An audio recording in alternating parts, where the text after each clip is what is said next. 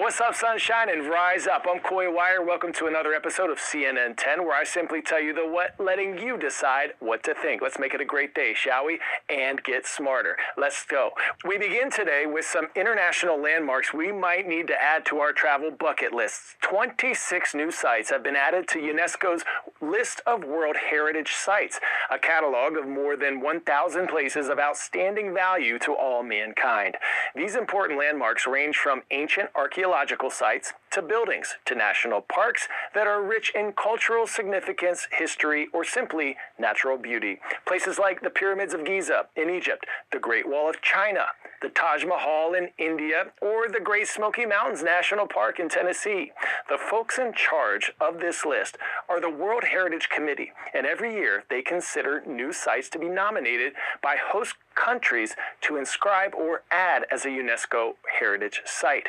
Once on the list, a site is then marked as a protected zone, and conservation efforts are made to shield sites from over-tourism, climate change, and other factors that could cause damage. This year, West African nation Sierra Leone received its first acknowledgement, the Gola Tiwai Complex.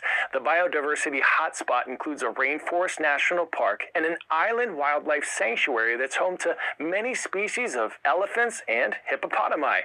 Also joining the list this year are the four grand palaces of King Ludwig II, built in Germany's Bavarian region in the 1800s, including the Disney-like Neuschwanstein Castle.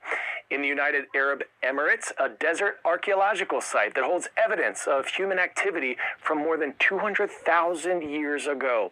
And in Greece, a palace complex that served as a hub of daily activity for the Minoan civilization thousands of years ago. The palace contains examples of early writing, architecture, and art, and is being called a treasure trove of prehistoric Mediterranean culture. Pop quiz, hot shot. What is the first city in the world to record a population of 1 million people? London, New York, Rome, or New Delhi?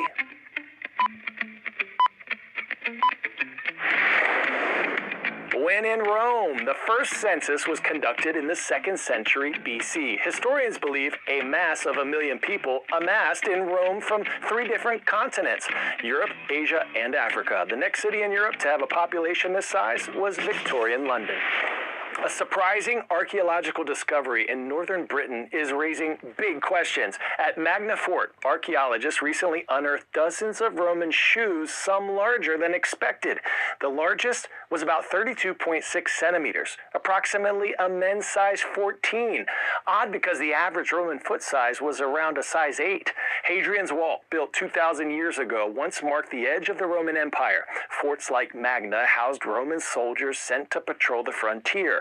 Roman footwear has been discovered at similar sites before, but researchers say the size and condition of these shoes make the find remarkable. Here at Magna, out of these 26, we already have 4 or 5, if not more. I've got to actually look at them all. They're just coming out. They're still covered in mud. But I'm already seeing that they're very, very large, and there's many more of them of that size. So there is a slight character difference. And there might be some features on them. For instance, something like this shoe right here. Very, very nice man sandal from the late 3rd century. It's quite a late shoe. And it has this kind of very large toe tread area. So who wore them? Experts believe these giant shoes may have belonged to soldiers from regions where people tended to be taller, possibly the eastern parts of the empire. The wear patterns and craftsmanship suggest they were built for real use, not ceremonial display. The shoes were preserved thanks to low oxygen soil conditions in the area just south of the Scottish border. Some shoes are made for walking, some for hiking, and with more people trekking outdoors during hiking season, experts are reminding us about a small but serious seasonal risk: ticks. Those tiny spider-like creatures that live in grassy, wooded areas, exactly where many people hike and camp. These small insects can carry diseases like Lyme disease, which can cause fever, fatigue, and joint pain. Here are some ways you can protect yourself. Right now is the time to be vigilant. Ticks, the bane of outdoor enthusiasts nationwide. We have new numbers that show up to 31 million people in the United States are bitten by them each year. And it's not only the creepy factor. These tiny parasites can cause some big-time illnesses. The Lyme disease is one most people have heard of, but depending on on where you live, it might be ehrlichiosis, Wasson virus disease, Rocky Mountain spotted fever. And all of these things can be very serious. Different ticks transmit different germs. Those different ticks in different parts of the country at different times of year all determine your risk of getting an infection. And that's why Dr. Tom Smather and his Tick Encounter team at the University of Rhode Island offer Tick Spotters, where you can submit a picture of the tick to get expert guidance. They send a clear picture of the top side of a tick. I can tell them within 24 hours what kind of tick it is, what the likely risk is. Experts say next time you go on a hike or just to play in the yard, take precautions. And always do a tick check when you come inside. And if you do get bit, Get the tick off as soon as possible.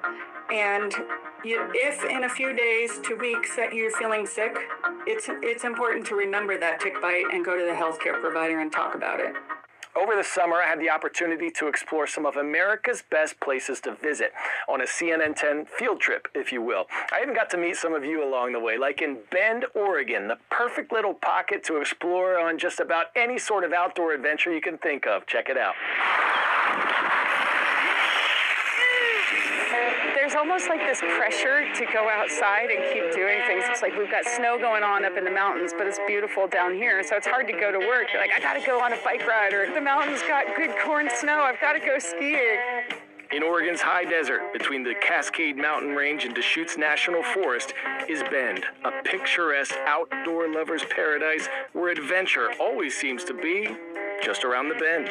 So for someone who's never been to Bend, Oregon, what can they expect when they come here? It's a great place to try a bunch of different sports. It's not just for your most extreme kind of human. It's easy to go from like riding your bike in the city to getting on a trail for the first time without feeling like it's a death-defying feat. Oh, this is awesome! Woo! Now, if biking on the more than 600 miles of trails around Bend isn't your thing, just up the road is Mount Bachelor, one of the largest ski resorts in the country. This was just my second time skiing, so I was nervous, but it was awesome. From here, you can zip up north where it's 70 and sunny at Smith Rock, the birthplace of American sport climbing. Let's go. Now, this is harder than it looks, but don't worry, there are plenty of beginner climbs among the nearly 2,000 routes in the park. It's like a jigsaw puzzle, finding the best place to put my Tetris pieces. Grip by grip, sometimes just a fingertip, this adventure forced me into the moment with some peak-tacular panoramas. Feel like I'm on top of the world! Let's go! Back in town, right through the middle of it, is the Deschutes River. Bend, Oregon has water you can fish, kayak, canoe, and surf. What? Look at this. Unbelievable. Okay, listen up. New segment alert. CNN 10 student field trip where we are featuring you, our favorite teachers and students. If you're headed somewhere interesting or have some fun facts or landmarks from your hometown or school that are newsworthy, flip that cell phone camera on, give us a report. It could be 30 seconds, up to about 90 seconds if you like. Send your video to CNN10 at CNN.com. If you're a student, include parents' permission, of course. Also put your name, age, school, city, and state, and we just might be featuring you on the show.